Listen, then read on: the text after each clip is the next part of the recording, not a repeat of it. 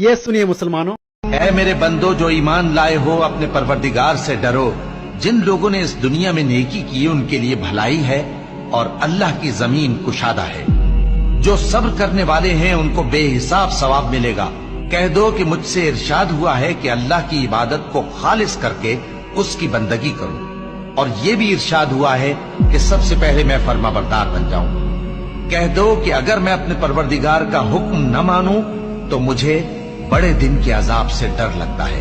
कह दो कि मैं अपने दीन को शिर्क से खालिस करके अल्लाह ही की इबादत करता हूं। अब तुम उसके सिवा जिसकी चाहो परस्तिश करो।